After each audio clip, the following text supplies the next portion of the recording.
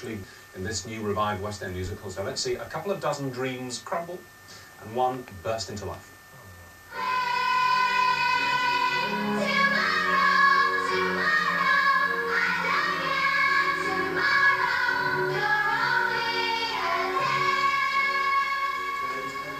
Charlene here is going to play Annie. Yay!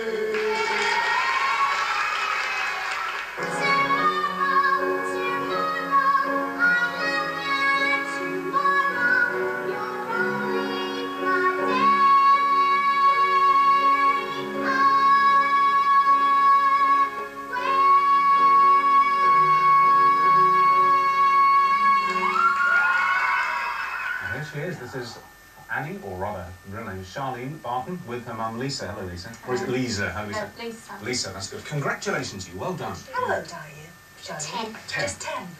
Got taught for 10, and what a voice you've got.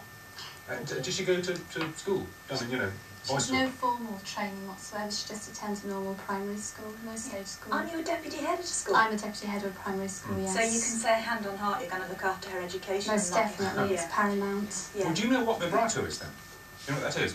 That's the bit at the end of the note that you were doing there when you go, la. I can't do it properly, but you know, the voice has that little wobble at the end, which is nice. That just happens naturally for you, does it? Yeah. Do a bit. Go on, sing a little bit.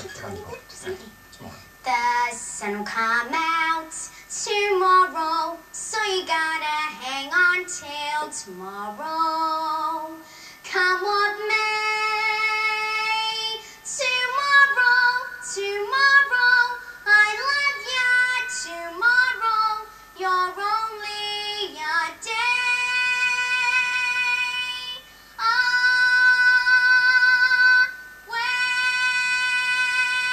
away.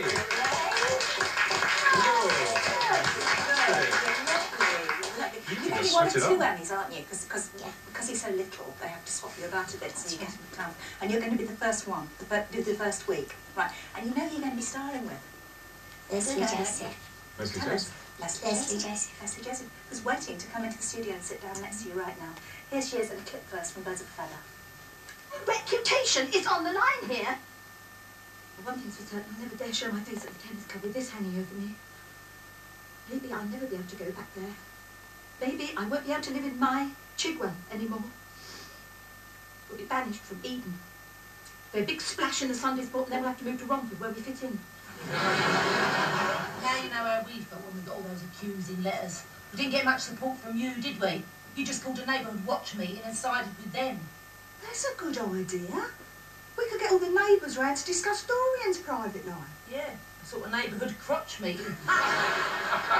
Well, she's here. The last time Leslie was here, I was given such duff information by someone who still isn't sitting down very comfortably, saying that it was... Can I just say we've actually just done 6 episodes. Oh, great. Since we were never going to do any more again. But who knows next year, Richard? It could change. But I'm not going to say anything now. I'm really sorry. I'm so sorry. Oh, please. Oh, listen, Leslie, you're playing in Annie. Have you done musicals before? Yes, I've done musicals all my life. But I have to right. say, if you'd said to me, would I sit here and sing a song, I would have said, oh, no, I couldn't possibly do that. And too early, and I haven't trained the voice, and the voice is not warmed up. But yes, I mean, I've played Piaf and done about 15 songs in French, which was one of the most frightening things I've ever done in my life. Yeah. But I also have to say, I take my hat off to Charlene, because musical auditions are the most difficult in the world, because you have to project everything, you've got to be singing, you've got to be on form. I mean, I usually end up singing to my navel because I get so uptight. But do you think it's partly, let's ask you this, do you think it's maybe you're not remotely being headed? We know that, everyone says you're really nice, but you are confident that you can sing, you know you've got a voice, don't you? Yeah. Well, that's great, there's nothing wrong with being confident about yourself. Is that it, really? You know that if you just relax and let it come out, it'll sound okay? Yeah. Do you worry when she goes to auditions like she has done? We saw like that, and you feel for all these little girls going in and, you know, all desperately wanting to do their best and get the part. I mean, as a mum, do you sort of feel, oh God, I can't bear it if she gets turned down? No, because right from the word go, I mean, she's only been doing this about 2 years now, and this is the first big production she has ever done. But prior to her going to any audition, I feel we know our daughter well enough, and I would say that to any parents. You really must know your child before you put them forward. Yeah. And you have to think about the negative side if they don't get it. So what would have happened if you hadn't got... Supposing there was somebody better than you there on that day, and you hadn't got it, how would you be feeling? Do you think you could cope with it? I suppose so. You'd be crazy not to be disappointed, wouldn't you? It's a big lesson to learn, but to be absolutely honest, I mean, you've got to want to. You couldn't force your child to go and do an audition like that and sing, and if they didn't want to do it, they'd be in tears, they'd be shouting, oh, I don't want to do this, I don't want to do this. You can't force a child to do that. I mean, it comes that. What was your first professional engagement, and how old were you? Well, now we're going back a few years, Richard, but I was about 7, and I sang, with my feet I tap, tap, tap, with my hands I tap, tap, tap. Not quite in the same league as Charlene. On the stage of the new theatre in Northampton, which is now being demolished. I think I did an awful lot to sing back then. But no, it's Hansel and Gretel. And I was 7.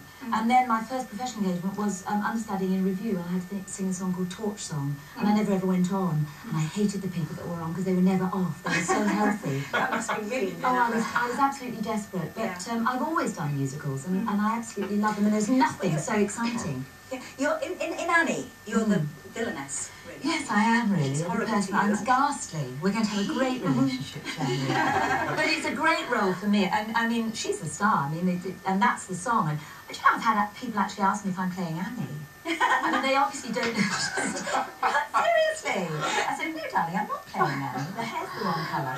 But no, I mean, mine is the woman who, the beastly, boozy, floozy Miss Hannigan, who runs the orphanage where Annie is before she gets whipped off to the life of luxury.